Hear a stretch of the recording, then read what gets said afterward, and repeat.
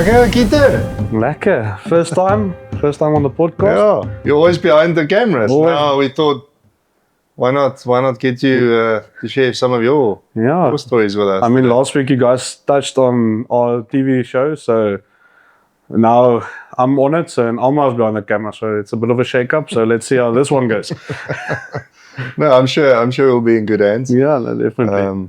Almar's operating 3 cameras today, so. No, he looks like a little octopus just going around and trying every single one and pressing buttons, and so, hopefully it turns out nice. So if it doesn't turn out nice, we know how to blame. So then we know the quality where it lies and everything. So. Exactly. Well, welcome in my studio. Yeah, this is like I said, it's our first one now with you guys, and I see we've got a few Springboks here. And yes, we thought. Just after the massive Springbok win, it's the first time in history. It's the biggest winning margin ever against the All Blacks on the All Blacks' home course or home soil. So that was a massive achievement. So we thought, you know what, goes hand in hand. Let's talk about the Springboks while all the spirits is high and while talking about Springboks. Well, exactly. Yeah, no. Exactly. So we're quite excited about. It just opened the door again for the rugby championship for our rugby team and our national team. No, I mean, you guys can't open Instagram now without looking at a Springbok. So what best talking about Springbok hunting and just all the big things happening in the Springbok world at the moment. Yeah. I don't know if you saw the 2 new Springboks going on auction, 220 plus. So I think... I saw that, yeah. It's like 22 inches or something. I don't know, it looks massive. It's just, it's out of this world, and it makes you almost look or think about when on our honeymoon we went to Kenya, and the impala in Kenya are also, they've got these massive horns. They're like 28. You know, we spoke about it the other week.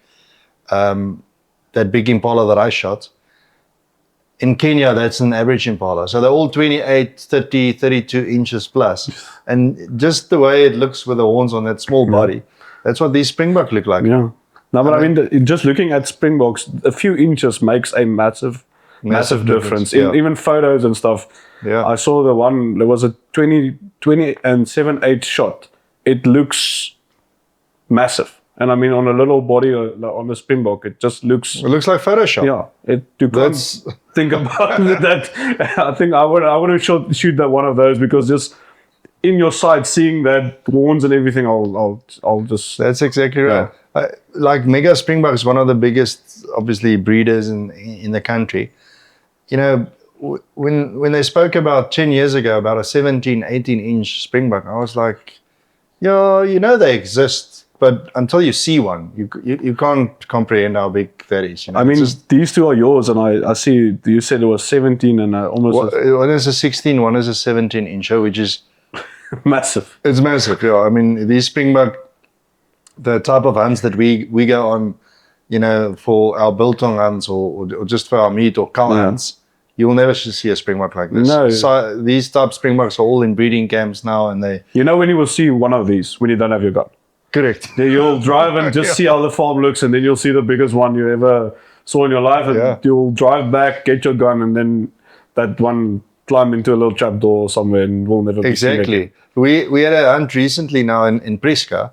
We shot over 100 Springbok, 115 Springbok amongst the 8 of us. There were 9 guys, 9 hunters on the farm. So close to 120 Springbok, not one male close to this. I think the biggest male we shot was 12 inches. Now that's the type of Springbok that hunters normally shoot.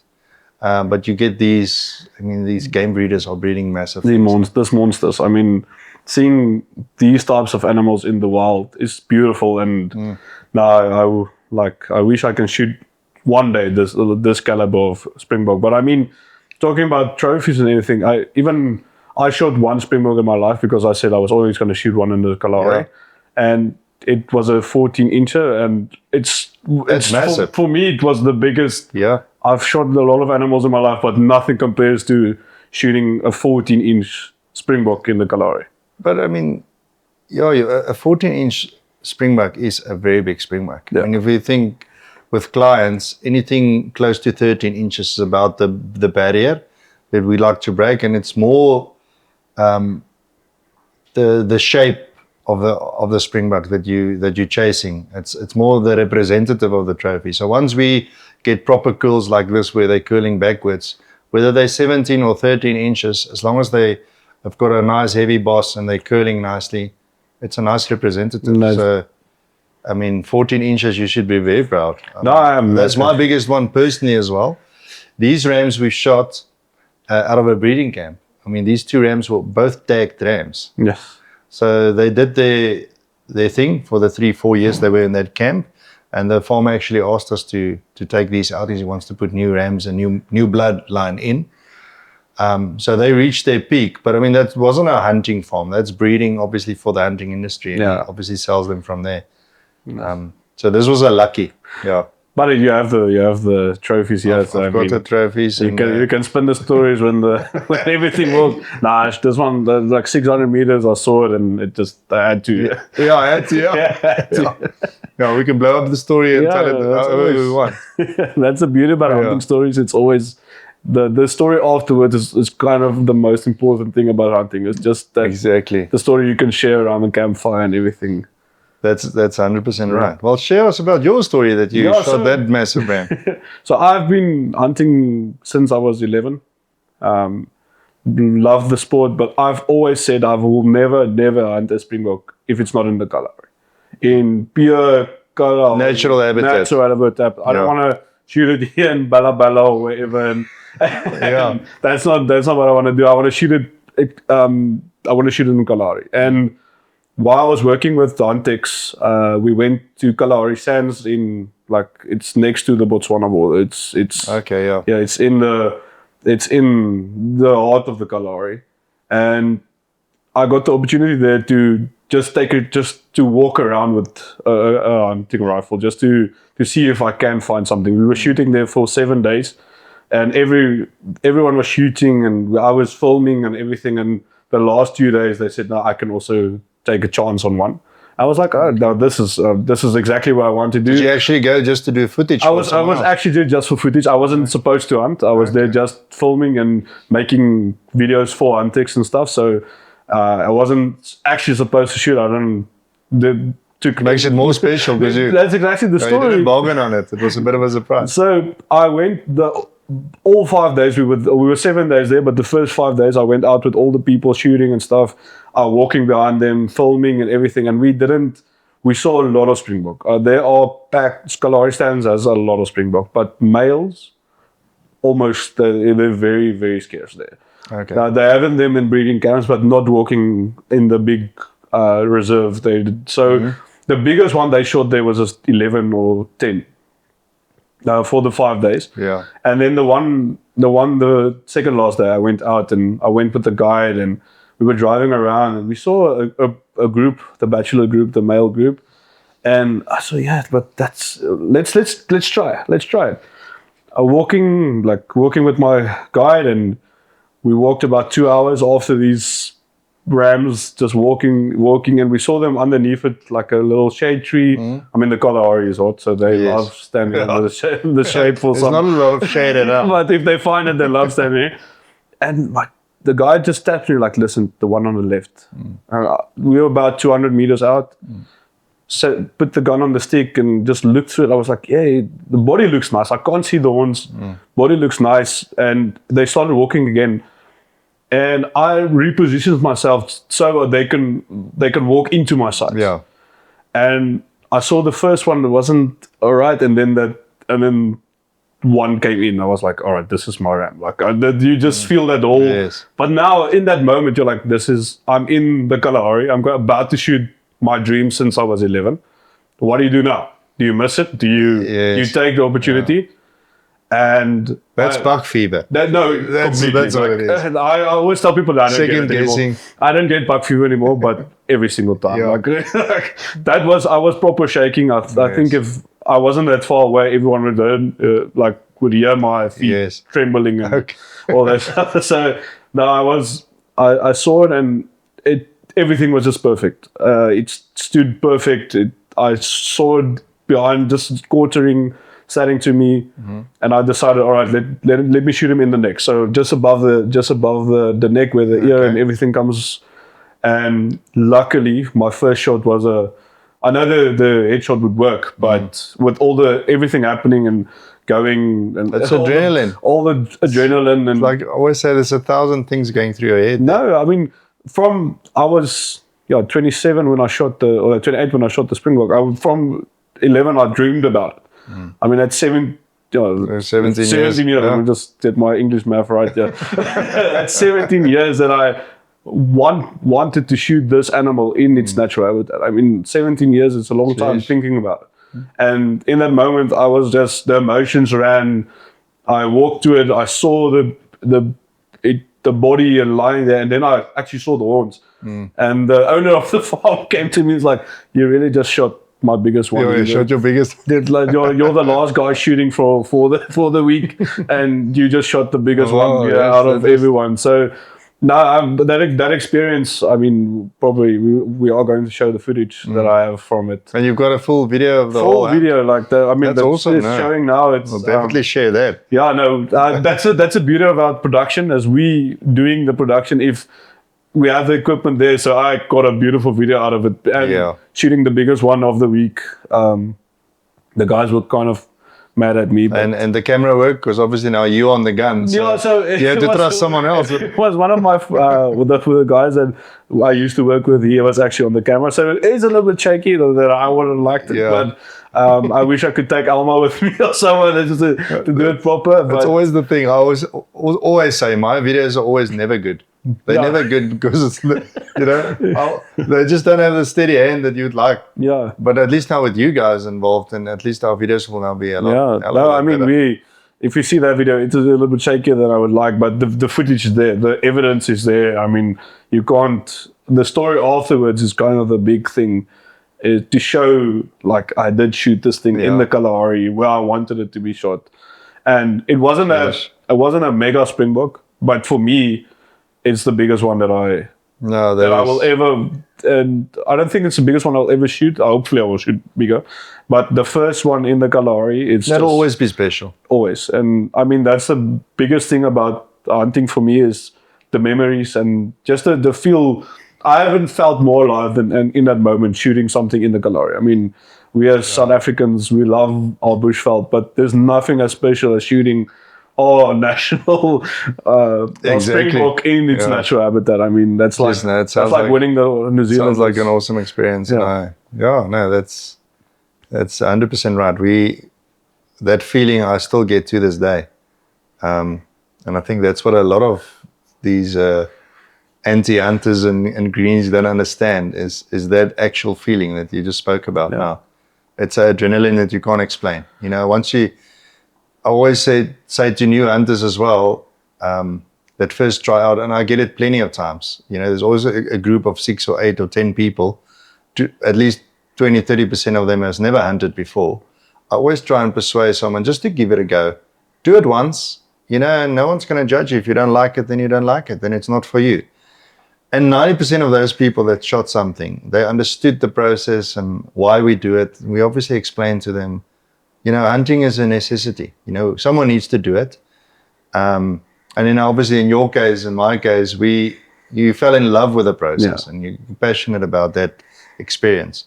It's not for everybody, but I mean, you can't judge if you haven't done it yourself. So. And I always say all these people that say that I'm a nature guy. No, you haven't experienced nature until you're in that moment with hunting and going back to your roots. And like, I mean, our grandfathers and before that, they needed to hunt to provide. Of course. There wasn't a spa or you can go to a meat. It wasn't a convenience store. No, it wasn't a quick, let's go to the market quickly and get meat. You had to actually work for it. I mean, I think we all feel it when we go back into the bush and do special things like the Springboks and stuff. Exactly. And you never know, there might actually come a time still when we're going to have to go back to feeding ourselves and hunting to provide, I mean, there's funny things happening in the world these days, so it's definitely not out of the question. All Blacks losing, I mean, that's funny.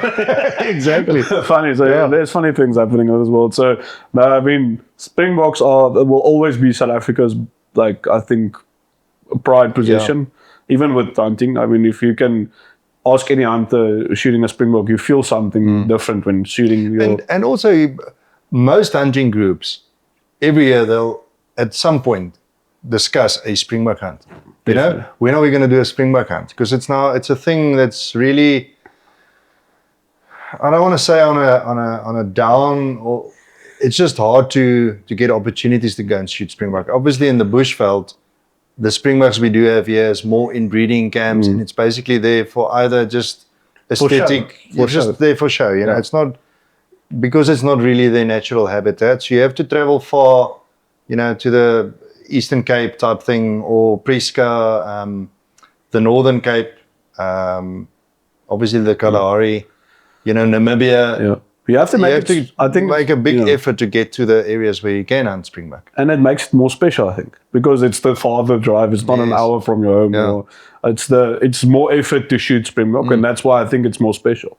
Exactly. I think, and like the Springbok, I haven't shot my favorite animal to what I want to hunt so as a oryx, a 𝗥𝗶𝗳𝗹𝗲𝘀, what we call them, 𝗥𝗶𝗳𝗹𝗲𝗀, oryx. Okay. So I still want to do that also in the Kalahari. So I haven't done that, but it's my favorite animal. But I save that for a special with a gun that I will still build one day. Yes. It's going to be a special one. Yeah. And I mean, just the trip there will also be a different memorable one. Memorable one. It's not a so my wife also, she's a 𝗥𝗶𝗳𝗹𝗀 one of her favorite animals, and they are beautiful. They are like. But I agree with you. If you want to hunt them, you want to hunt them in the dunes. Yeah. Even Namibia will be an awesome experience to go shoot a 𝗥𝗶𝗳𝗹𝗀 in Namibia. Yeah, we've been hunting Springbok also just recently in, like I said, in Prieska, we shot just over 100. And the whole idea was we did a cull for the farmer, and we obviously had massive fun. You know, you guys know me, I want to shoot just males, so they actually make fun of me in the group. They shoot anything that they see. Especially on a cull hunt, it doesn't really matter. We were shooting per kilogram, so I mean, obviously all the meat got sold to the local butchery there. But I just wanted to hunt males. That's my thing. It's a passion. It never leaves, and it will always be there. And I actually took a couple of videos, which we can also maybe include for the viewers. We'll show you some Springbok hunts, and they're definitely yours. I'd like to definitely see that. It's one of the things that I have on my phone ready for anyone that asks, what's your favorite hunt? And I do this one. This one. It's on speed dial. It's on speed dial. I have it on my favorites because it's a thing, well, you'll never get tired of talking about it.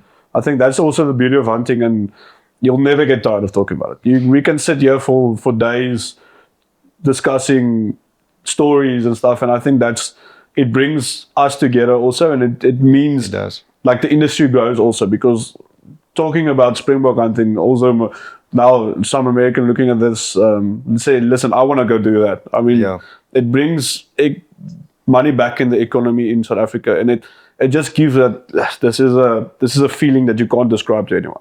And I feel that's the most important thing about hunting. Let's talk about Springbok for now, but it's just there's an amazing thing about these animals just a few inches apart. I mean, you said this one is a 17.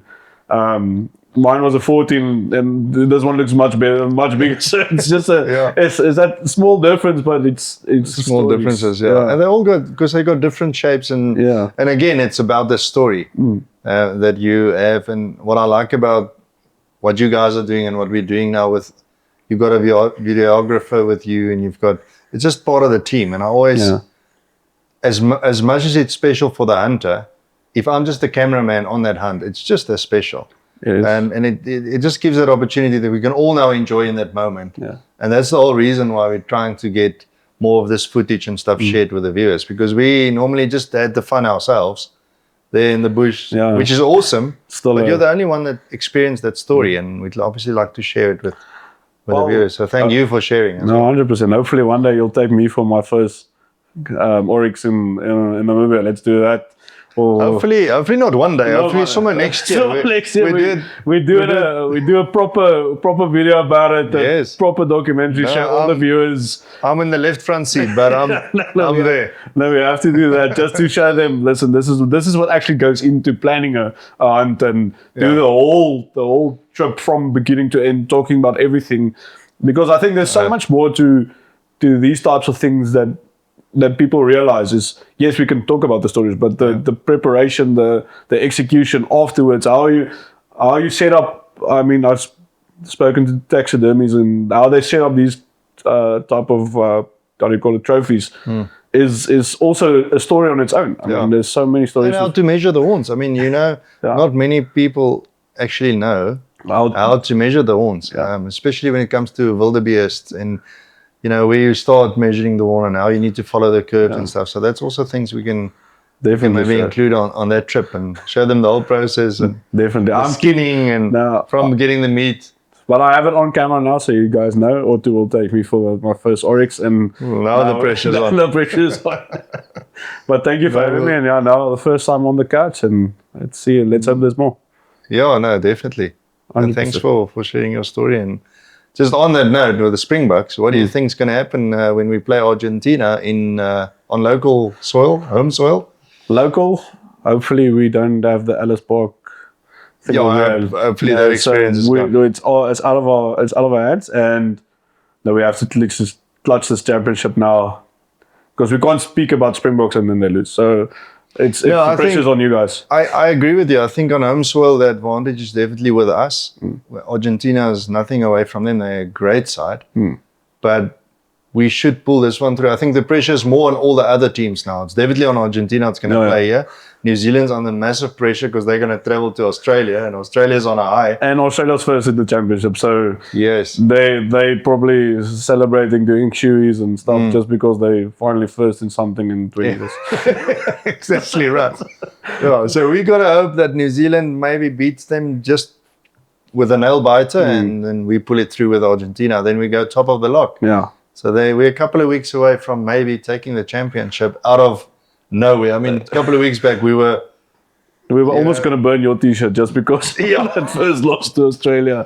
But I mean, well done to the boys. They as we're breeding big Springbok, also breeding some big rugby players.